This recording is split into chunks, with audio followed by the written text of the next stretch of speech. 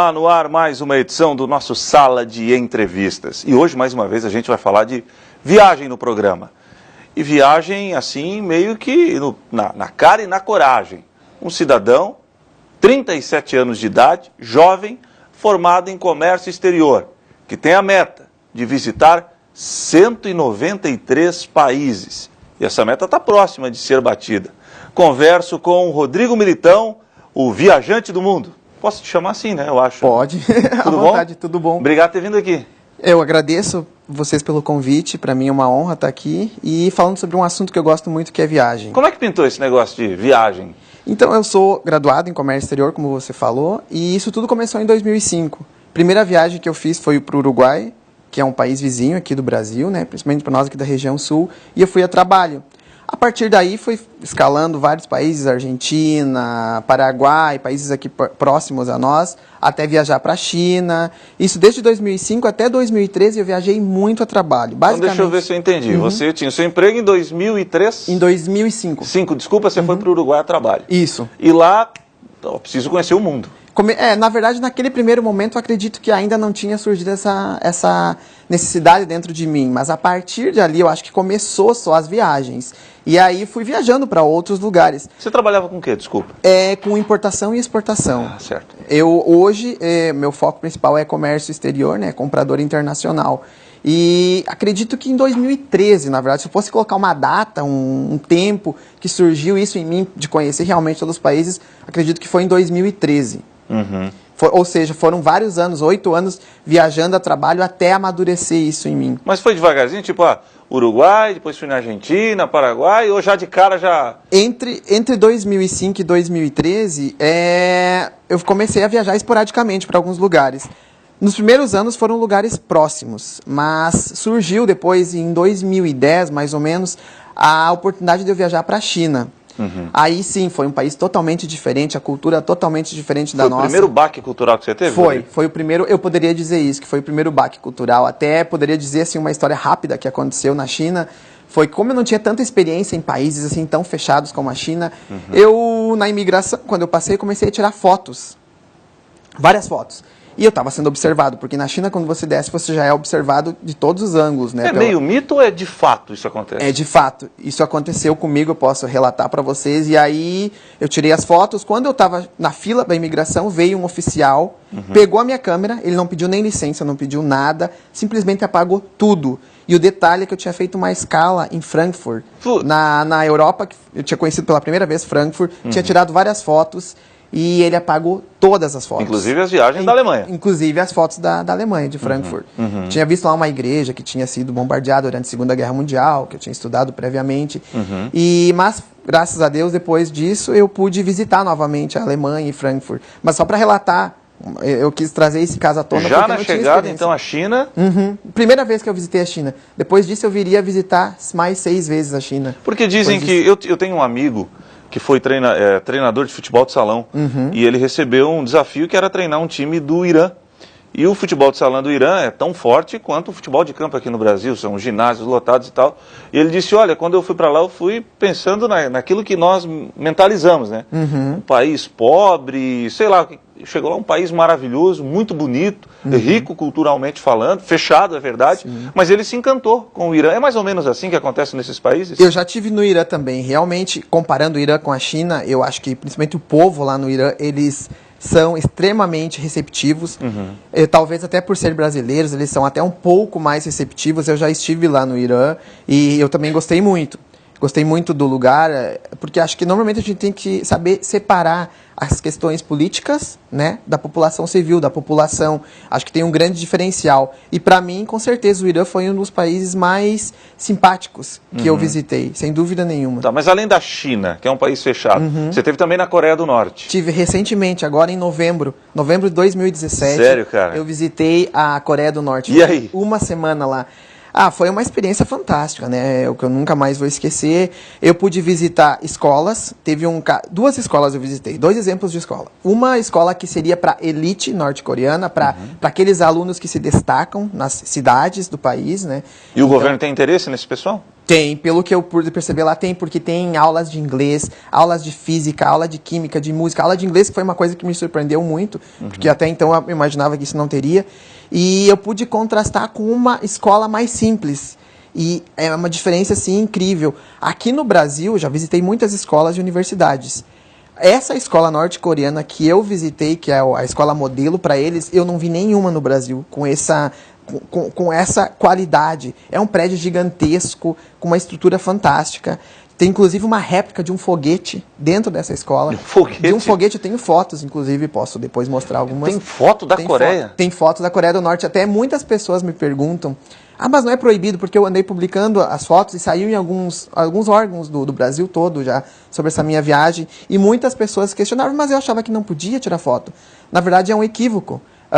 Pode sim tirar foto, claro que é controlado. Existem lugares que não se pode tirar fotos. Muitas pessoas também acreditam que não se pode usar jeans na Coreia do Norte. Isso é um mito também. Existem lugares que você não pode, mas na grande maioria sim. Existe um mausoléu onde está enterrado o avô e o pai do Kim Jong-un, que é o atual líder. Na verdade, eles não estão enterrados, né? Está embalsamado o corpo. Está lá o corpo para... O corpo está lá, embalsamado, intacto. Inclusive, são profissionais da Rússia que fazem o tratamento. Incrível isso! Esse é o mausoléu, né, chamado Palácio do Sol. É onde ficam os corpos e é o lugar mais tenso de se visitar, porque lá você tem um ritual que você tem que se curvar literalmente diante desses líderes. Né? É como se fosse quase uma religião para eles. Chega a se virar o negócio de O Rodrigo Militão foi visitar, então ele tem que se curvar como se estivesse perante o Cristo. Sim, tem. Tem que se curvar. Todo mundo. Isso foi uma coisa que eu tive que me submeter. Porque se você não fizer isso, você pode criar algum problema. E ali tem uma série de etiquetas que você, inclusive, tem que usar roupa formal, terno, gravata. Então, eu estou, inclusive, nas fotos lá. Na parte interna, você não pode fotografar, não pode tirar foto. Certo. Se você tentar entrar com câmera lá dentro, você pode ser preso, pode ser condenado à pena de morte. Quando você fala câmera, inclusive o telefone celular? Inclusive o telefone celular. É um sistema tão incrementado de segurança que você passa por vários checkpoints. Você é fiscalizado, né? Se tem qualquer coisa eletrônica ou alguma arma, qualquer coisa. E previamente você tem reuniões, né, com os guias do que você pode e o que você não pode fazer. E eles alertam que qualquer coisa que você fizer fora de contexto ali, você vai responder perante a lei norte-coreana. Então é a parte mais tensa da viagem, é visitar esse mausoléu. E lá dentro, assim, só para dar uma ideia para vocês, como parece quase uma religião, que existe navio onde o avô ou o pai do Kim passaram, vagão de trem, carros, tudo, honrarias, entre aspas, que ele teria recebido de outros países. E é um negócio gigantesco. Se eu fosse comparar com o tamanho, para quem conhece o aeroporto Salgado Filho, em Porto Alegre, Conheço. É mais ou menos o mesmo tamanho. Gigante. Gigante. E é assim, tudo muito... É quase como se fosse uma obra faraônica. Infelizmente, na parte interna, não tenho foto para mostrar isso, porque não pode. Não pode. Mas assim, lá na hora... veio o questionamento enquanto eu estava vendo aquelas coisas, porque a Coreia do Norte em si, o país, é um país pobre, né? Muita pobreza lá? Pyongyang, a capital, não é tão pobre. É moderna? É moderna. Por incrível que pareça, é moderna. Mas o interior do país, você vê mais pobreza, sim, porque eu pude passar pelo interior. E o povo vive do quê? Agricultura? Vivem basicamente da agricultura. Eu vi que eles comem muito uma espécie de uma couve. Não vou chamar de couve porque é uma espécie, algo parecido. Talvez uma variação. Você não comeu lá? Comi. E é bom? Eu gostei até da comida. Tem gosto de couve mesmo? Tem gosto de uma couve, parece de um muito. repolho. Parece muito. E eles comem muito isso. Eles são muito saudáveis. A grande maioria, 98%... Não tem problema de obesidade. Não tem problema de obesidade. Aí pode ser até a questão de pouca comida, pode ser um dos fatores, mas acredito mais pela alimentação saudável. Certo. Deixa eu te fazer uma pergunta, Claro. Rodrigo. Aí você pensou, eu vou na Coreia do Norte. Por exemplo, o Eber quer ir na Coreia do Norte. O que eu tenho que fazer? Existem duas formas. Você pode ir através da Rússia, agências de turismo na Rússia, e pela China, que também tem agências de turismo. Você tem que passar obrigatoriamente por esses países. Um dos dois. Um dos dois. A maioria faz pela China. E para você fazer isso, você tem que buscar uma agência de turismo credenciada pelo governo norte-coreano. E eles vão te dar um visto? Eles vão fazer todo o procedimento para você. No meu caso, por exemplo, eu iniciei a programação 8 meses antes. Fiz todo o programa para ficar uma semana e fui com um grupo de turistas do mundo todo. No meu grupo, por exemplo, tinha australiano, pessoas da França, da Inglaterra, uma pessoa do Japão, que me surpreendeu muito, e ele estava junto no grupo. E durante essa visita, os guias, né, eram 3 guias norte-coreanos que esperam no aeroporto. Eles não saem de perto, inclusive ficam junto no hotel. Sério? O tempo todo, 24 horas por dia. Você não pode sair sozinho na rua, isso não existe, essa possibilidade. E também você tem uma reunião um dia antes, no meu caso a gente saiu a partir da China, de Pequim, uma reunião antes, um dia antes de sair. Então ali eles explicam tudo, olha, vocês têm que assinar termos, inclusive... Com tradutor ou eles falam inglês com você? Em inglês, tudo em inglês. Nada em português, né? Mas em inglês. E depois lá na Coreia do Norte também em inglês os guias, mas um inglês bastante arranhado. Precário, arranhado dentro das possibilidades deles, né? A população em geral não fala inglês, pelo que eu pude perceber. Os contatos são muito acanhados, até porque a população local não fala muito.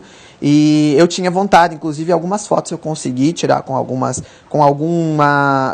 pessoas locais, mas tentar ter um diálogo, eles não falam, eles inclusive não olham no olho. E a juventude, como é que se comporta lá? Envergonhada, baixa a cabeça? Baixa a cabeça, eles não olham no olho. Na escola, nas escolas que eu visitei, eu pude, de certa forma, interagir um pouquinho mais. E eles não têm curiosidade? Brasileiro? Não sei. Não, nenhuma. É diferente do Irã. Quieto, eles não falam, eles não buscam você para falar. Você tem que buscar e mesmo assim...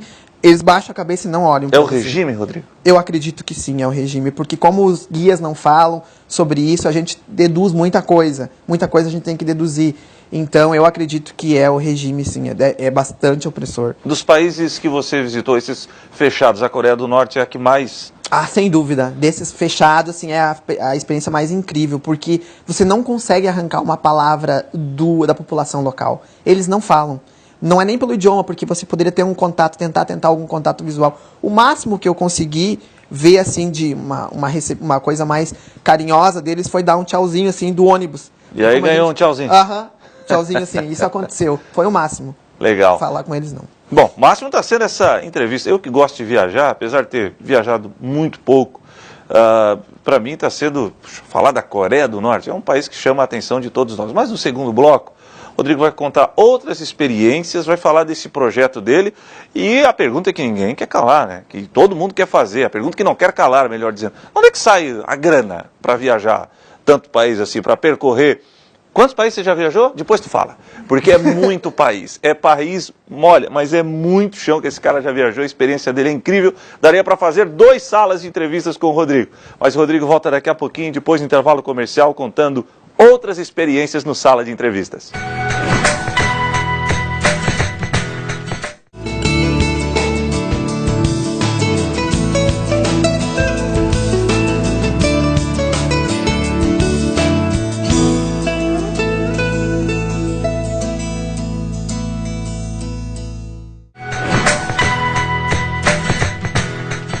Estamos de volta com o Sala de Entrevistas. Meu convidado, Rodrigo Militão, o viajante do mundo.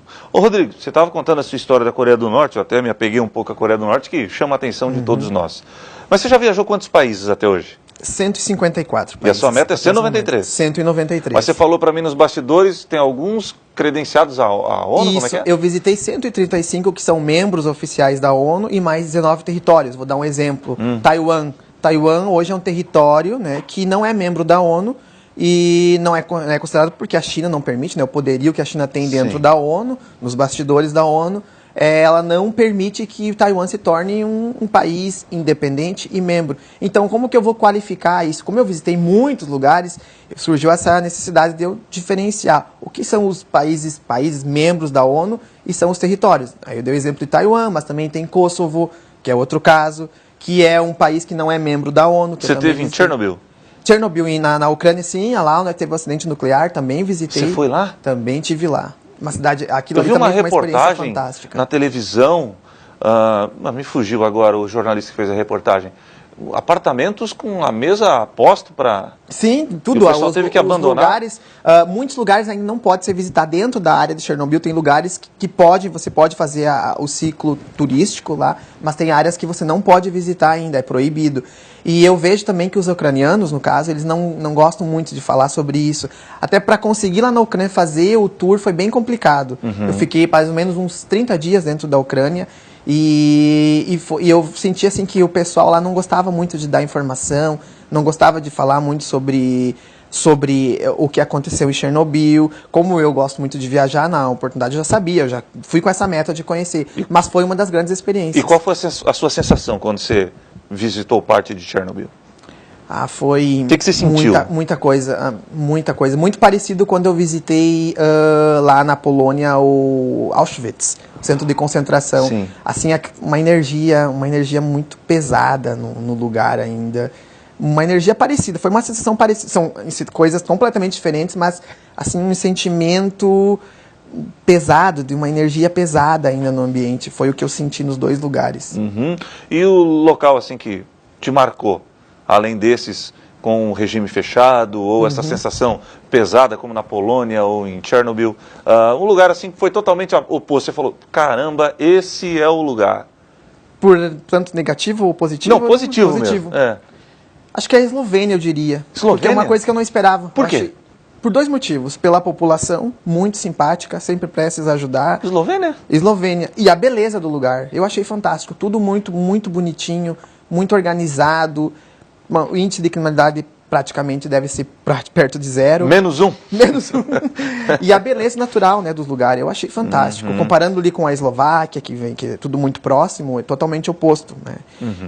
Mas as belezas naturais, as montanhas, o clima, o ar puro, aquele ar assim...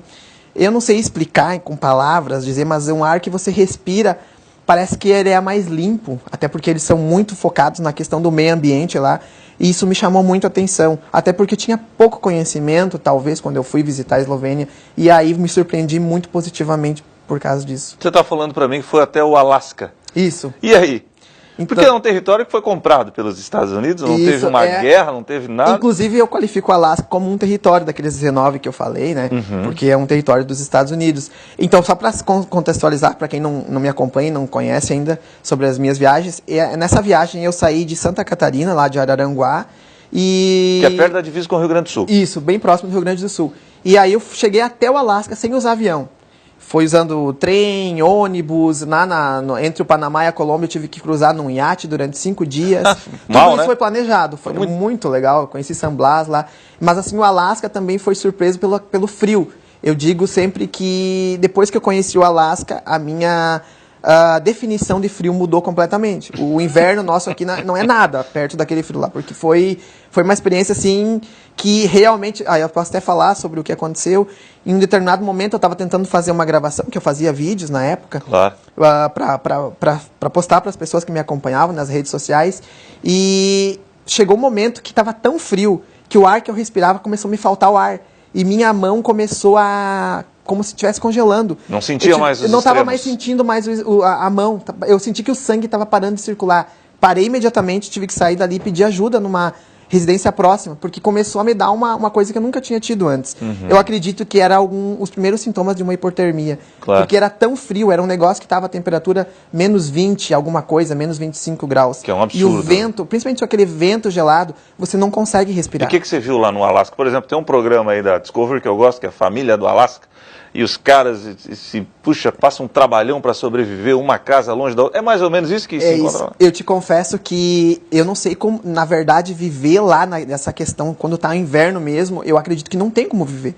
Porque para você se locomover nos lugares, aquela neve que acumula, é muito difícil. Eu tive, por exemplo, como eu fiquei em um hostel lá no Alasca, eu fiquei num hostel que eles me emprestaram botas, que é um calçado especial para poder andar na neve. Tênis, como a gente usa aqui, é impossível. Você Sem não chance. consegue. Não tem como. Você não consegue, porque você vai dar 2, 3 passos e vai cair. Inclusive, isso aconteceu comigo. Então, só com esse tipo de calçado especial para o frio.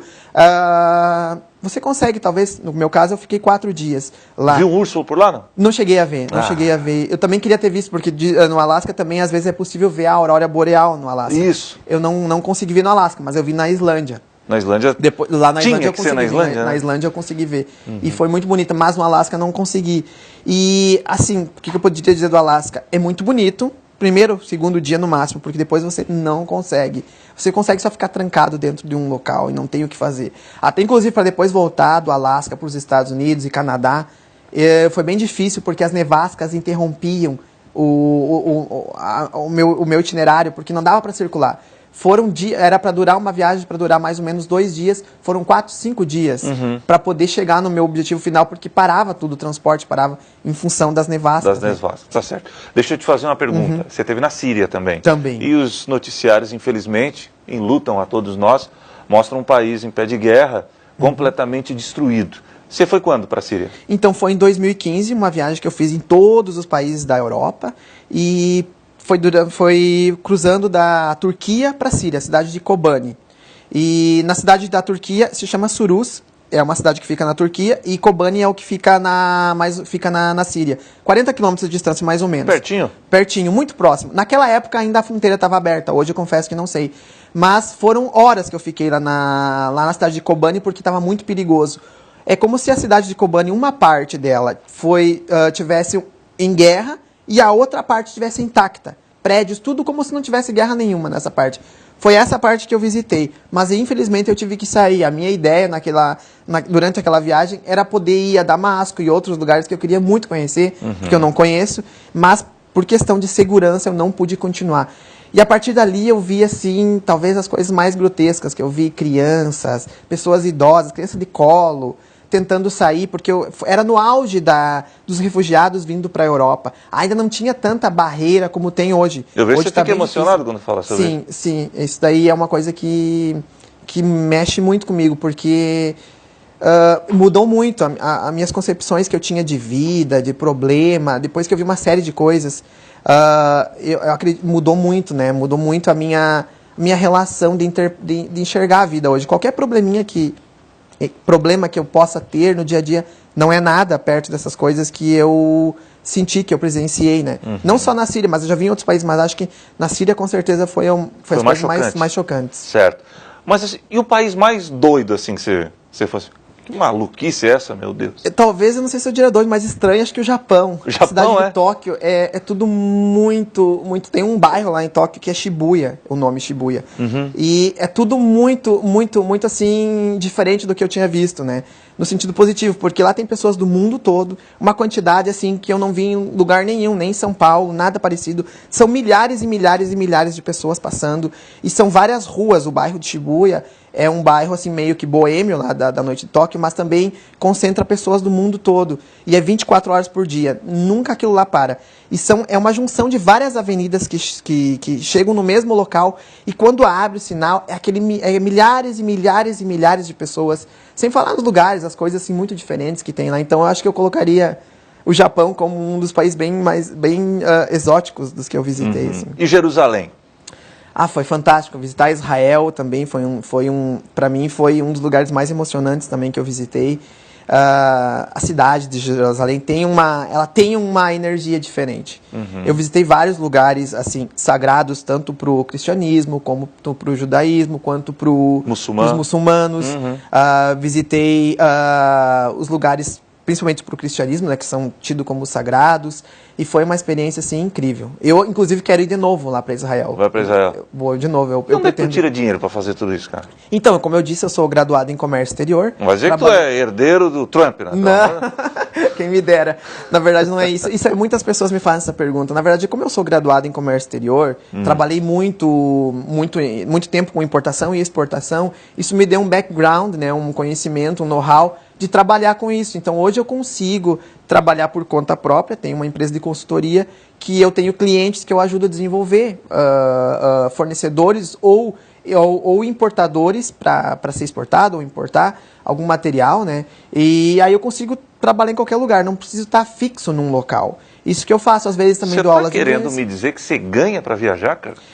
Na verdade, eu não diria que eu ganho para viajar, mas eu posso ganhar enquanto estou viajando. Entendi. Eu posso, por exemplo... Vai viajando e trabalhando. Isso, viajando e trabalhando. Exatamente isso. Legal. Eu hoje não trabalho numa empresa específica. Eu presto uma consultoria para várias empresas. Legal. E aí assim eu consigo pagar as minhas viagens, porque com certeza custa caro, né? Custa caro, imagina, claro que sim. Mas eu poderia dizer até para o pessoal que quer viajar, existem maneiras de você economizar bastante viajando.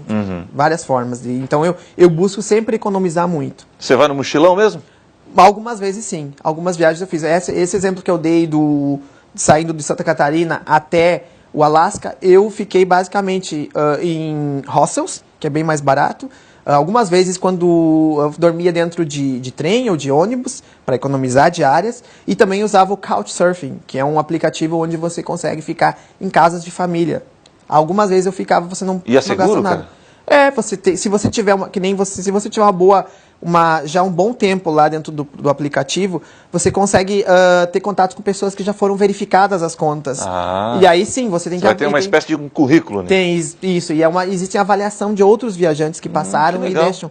Então, você consegue usar. Não usava sempre, mas quando possível, às vezes usava para economizar, né? Também tem um grandão que está com ciúme dessa história toda, dessa sua entrevista aí. Eu acho que você vai ter que falar um pouquinho dele. E o Brasil, cara? Conhece bem? Conheço. E Conheço aí? bastante. E é bonito mesmo o nosso país? É muito bonito. Eu já tive nas diferentes regiões do país. Um lugar que eu não conheço ainda, mas que eu quero conhecer é Manaus. Esse eu não conheci ainda. Mas assim, eu já conheci bastante. Já saí também, sempre sem usar avião.